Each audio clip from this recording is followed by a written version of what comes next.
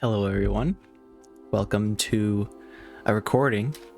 I don't frequently do these, but I wanted to showcase a roller coaster that I made for my wife not long ago, and I think you might appreciate knowing about how I made it. So I'm going to walk you through the process. First thing you do if you want to place this in a park, use the flat path on the front as a reference point, inset it into the ground and try and get it as close as you can. Using advanced move, you can get pretty precise with this. This will be especially the case if you already have a path set up. As a brief aside, we're going to make a perfectly flat path here. Say I wanted to place it again. I can rotate it. I'll turn off angle snapping so that I can get this a little bit better. As I lower it, it'll actually snap the path and the entire ride itself to the same level that the existing path is already on. So that can make placing this a little bit easier. A couple of the default ride skins in this game actually come with their own signs, and I decided to make my own from Maelstrom, which is this ride blueprint. If you pick at it, it actually uses more than one sign, and all of these letters are also individual. So the reason I did this is because they kind of pop out a little bit, they're more three-dimensional, and of course they have lights attached to everything. And I kind of wanted it to resemble a flag of sorts, even though it's not technically operating as one. Next we have the ride queue. I kind of went with something of like an airplane hangar or an undersea sort of heavy duty, a fishing dock sort of building. So I used some of these awnings to kind of dot the outside of the entrance queue, and I brought down some of the headway so that it would kind of give it some more interesting dimension than if it were simply level with the path. Coming through here, this is the entrance station. Some of the lights are off, but I think that makes this really interesting sort of detail. I think the perfect lighting for this ride is actually 7 o'clock a.m. because all the lights are on. All the trains have their own light as well, which does help during the evening. The exit for the station pops out here. You wrap around. This is where the photos will show up. We've got a photo booth here selling on-ride photos, which is perfect for this sort of thing. And then of course the exit wraps under the station and back around to where the entrance is. And just in case the staff get a little bit weary, they can take a rest here in the staff building. And of course we have some benches along the way because guests still tire out while they're in the queue and coming off the ride and even on the ride for some strange reason. Of course, we have the entire thing with a layer of water underneath. Now, this was actually quite challenging to get right. If I move some of these pieces to the side, even just a touch, you'll notice sometimes there will be Z-fighting. Well, yeah, here it is. Or texture, like infighting is what I like to call it most of the time. It's causing this spazzing out effect whenever you rotate the camera around something. So I had to make sure that the water was perfectly in sync with itself, or at least could be put down just a little bit so that, you know, it's not going to have that Z-fighting effect for pieces that are smaller than what I would deem necessary. I encounter problems like that all the time, but it's really tricky with water since you can see the lines on them if you try to put it down on the Y-axis, and it might not always work the way you want it to, but with a careful hand, you can make it look the way you want it to. You might notice all the beautiful coral. Each piece of coral has its own quote-unquote rules, so let's take a look at the sea fans for a second. You'll notice they're all the way at the top of these beautiful rocks, and it seems like they're like anywhere from the lower part of the rocks up to the very top of the ride. And they don't seem to interact around water much at all. Whereas an example where this would be the case is these leaf coral pieces are only found near water sources or where water is running. So I kind of gave it its own lore, and at the very bottom, you'll notice where water meets the bottom of the waterfall, you'll see plenty of this stuff. This kind of gives everything a dynamic range or an ecosystem that doesn't already exist in the game, and I actually quite like that. And another example, I really like using tabletop coral, which normally has a stem right down here that you can see here, as shelf coral, and I use that very frequently. You can barely tell most of the time that it has a stem down below. The idea is, I used to see this stuff from Subnautica all the time, so I kind of wanted to implement some variation or version of that shelf coral. So little ideas and stuff like that eventually came together. Now you might be thinking, how in the world did you get this structure out of all of it? And truthfully, I just wanted to support the ride. This ride has no basic supports. It is all custom supported by rocks that the ride itself has.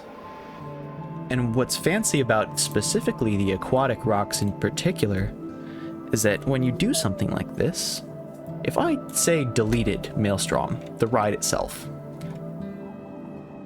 if this building wasn't here, you almost could not tell that there was a roller coaster here. It works amazingly as its own centerpiece, and I think that lends itself more to the rocks than my skill at placing things. So if you ever end up wanting to make this ride for yourself, or this type of attraction using the aquatic rocks, I highly encourage you to do so. And then maybe, just as an idea, take the ride, the coaster that you build around everything, delete any parts that seem like they aren't exactly natural, and save it as a centerpiece for use in other parks. It really does work that way. I'm not joking. Additionally, I had somebody ask me on stream how in the world to make waterfalls work. And I have a build-along tutorial of a western waterfall that I made fairly recently, but I want to showcase a little bit of magic behind the scenes. So all of these are actually waterfall top pieces and also rapids. It just so happens to end pretty close to where the waterfall starts, so you can kind of give off this illusion that there's running water here, even though technically there's no actual sources or placed water using the landscaping tool. Waterfall middle pieces are kind of tricky, and mostly the reason for this is that they don't actually go as far as you want them to. So something I did is I put these pieces here, and I just stuck another special effect right in the middle. That's pouring more down, and I could do the same thing here, if I so chose. And then of course, anytime that water would hit the ground, there's special effects denoting where it is splashing from. And then this continues down all the way to the bottom, where you would imagine water to just naturally flow. I also have a lot of it backlit. So I have many modern spotlights throughout the build. They're all night only, of course. But this gives it an extra dimension when looking at the roller coaster from nighttime that changes if you're looking at it from a day perspective. So at day you get this beautiful purple color coming across everything, and at night you get focus on all of the water related elements for the ride, and I think the experience is almost night and day, if you will. One of the biggest challenges for rides like these is making sure that they're not clipping inside of objects that the coaster is going by. And doing so actually makes these elements more quote-unquote intense, or increases the quality of the ride experience that everyone on the coaster is having. And so when you do stuff like this, it increases the stats of the ride, which is not something that many people know. I'll probably mention it in a few more coaster showcases like this.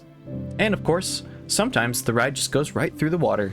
Because it's a water-themed attraction, I think the guests getting wet is kind of a nice little touch. Even though they don't technically get quote-unquote wet, it's the thought that matters. The idea of the swinging mine train was mostly because my wife quite enjoys attractions that aren't super intense, go through inversions, or some such. So I wanted to make a really fun and really fast-paced attraction like this, And I think that this is exactly what she wanted. She would love for something like this to exist in real life. If you look back here, I also have a train here. Both of these doors open naturally when a train comes through. It won't be clipping, of course, once you actually get it going. And of course, I had to add a little access hatch from all the way down here, so that staff can theoretically get to it, you know? As you can see, the prestige reaches 1,000 after testing. And I did need to make some modifications, so I'll be updating this item on the workshop, but the code will be down in the description. And with that said, we'll now have the on-ride footage played.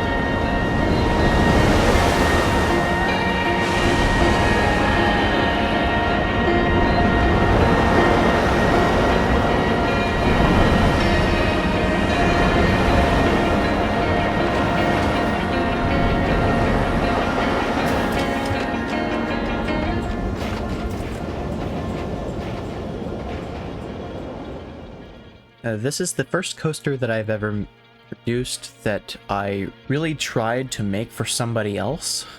And notably, I didn't use smoothing techniques that were arguably easier for me at the time to implement and led to a smoother experience.